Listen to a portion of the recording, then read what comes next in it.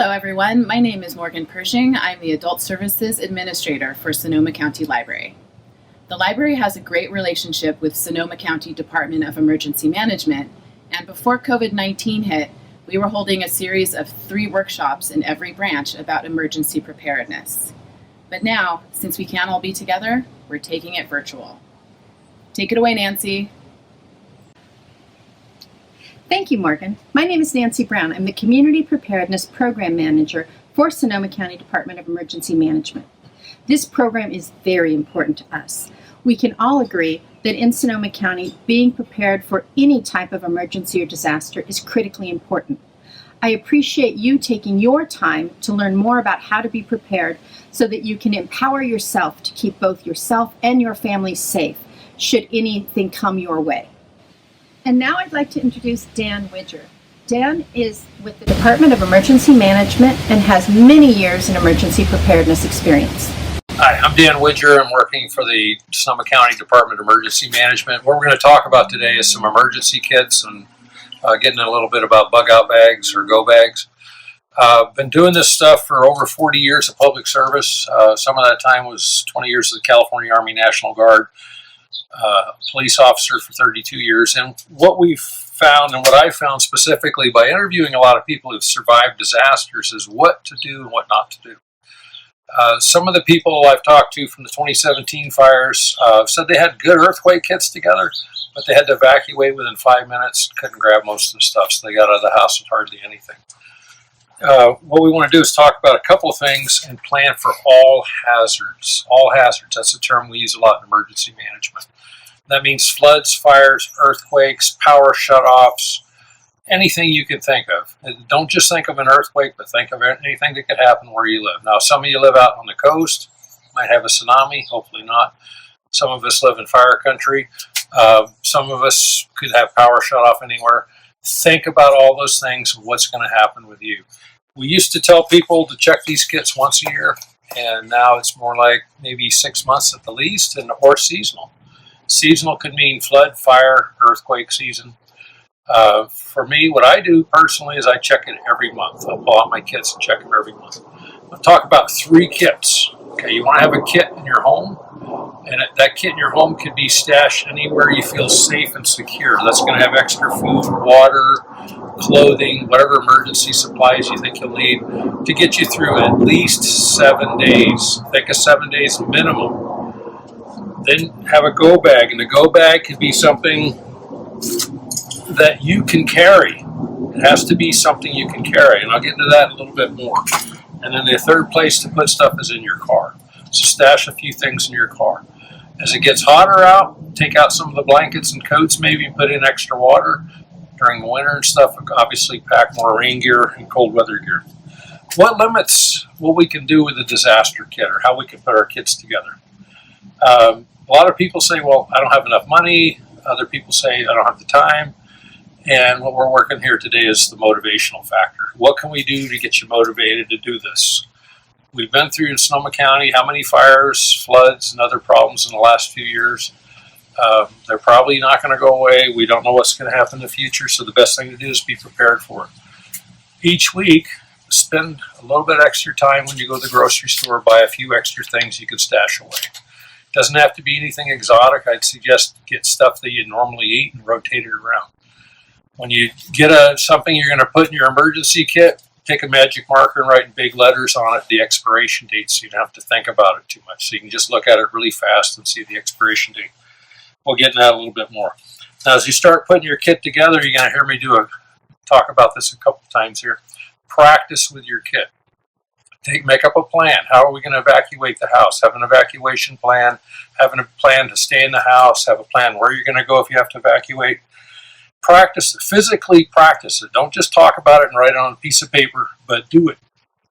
Pick up your pack if you have a go bag and say, okay, this is where I'm going to keep the pack. Keep it near the front door, near the garage, the back door, whatever you think is the best place to do it. Practice picking it up, putting it on, walking out, getting in your car or your truck, or if you have to walk down the street to get away to the bus stop or something like that. But physically practice doing it and come back and say, oh, that didn't work very well. Let me make some changes. If something didn't work right, that's a good time to find out. Don't wait till there's a disaster to go, oh, I didn't pack this right, or this was too heavy. And I should have thought about it a little bit more and spent some more time planning on it. Okay, so do it ahead of time. When you're practicing your car, when I worked full time and stuff, I had to travel quite a bit. So I always kept extra food and water and blankets and stuff in the car. If I got stuck somewhere in an accident, couldn't get through, bridge went down, I had everything in my car to hold me for 24 hours. So keep that in mind.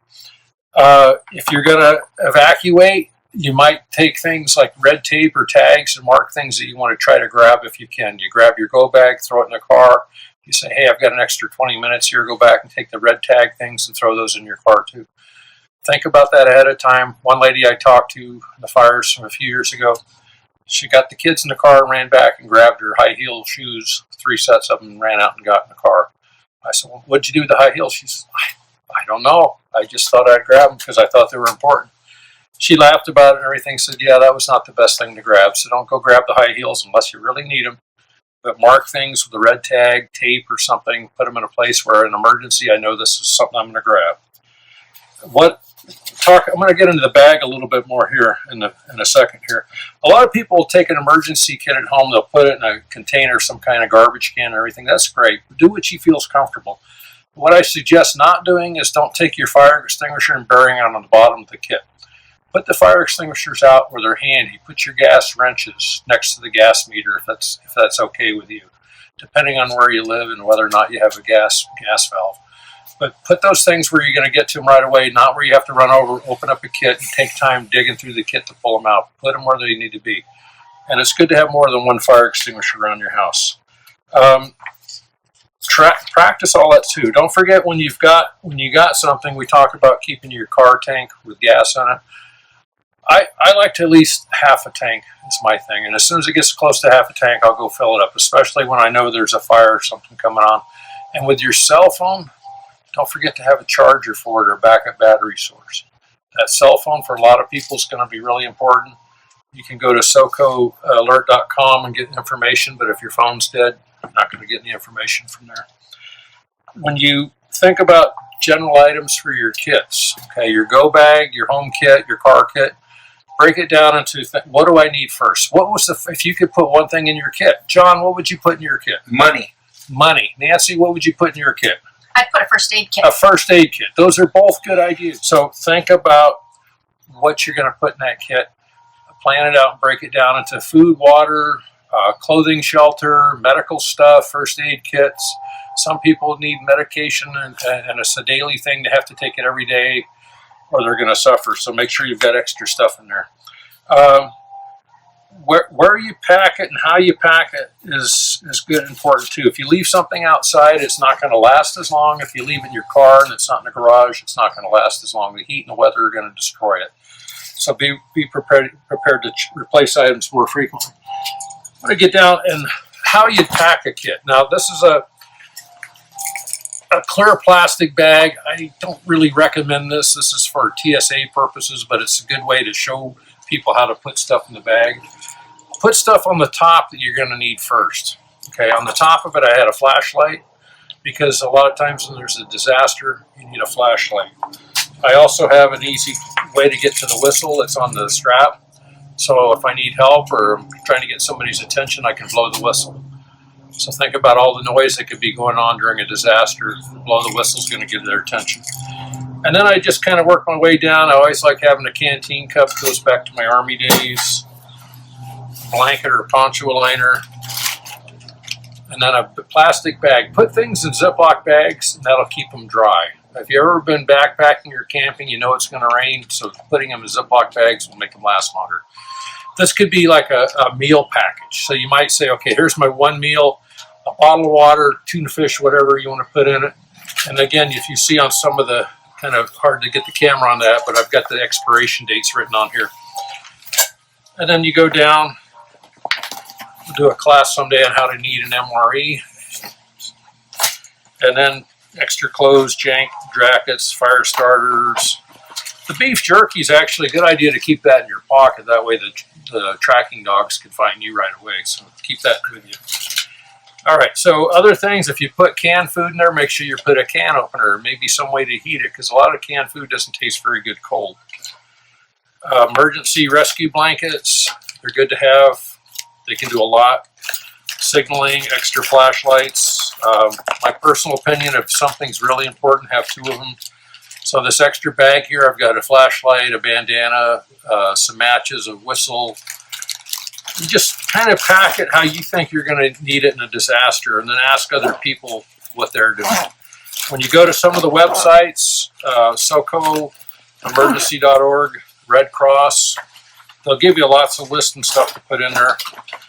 And then what you're going to do, your go bag is just going to be a miniature version of what you have in your house. Very small, something you can carry. One guy I talked to in one of my presentations a few years ago said, "Hey, Dan, I put my kit together. It weighed 40 pounds. I walked down the street. It was too heavy. What should I do?" So I suggested either go to the gym or make the pack lighter. And then I found out he had kids. So he had a couple of kids and a wife and stuff. And I said, "Well, you're trying to carry stuff for everybody?" And he goes, "Yeah." I said, "Make a pack for the kids. I mean, they're 10 and 12 years old. They can carry stuff. Your wife can carry stuff. So make a pack for everybody. Hey, it's your responsibility in disaster. You grab this pack. This is your pack. Let's go."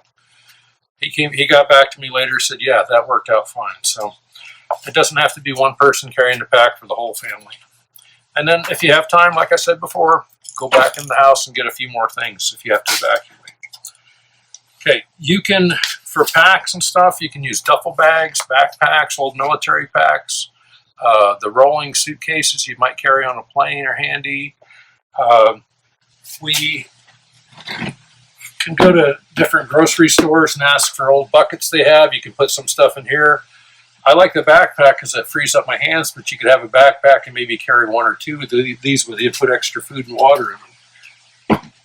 So, again, what we'd like you to do is to plan this out.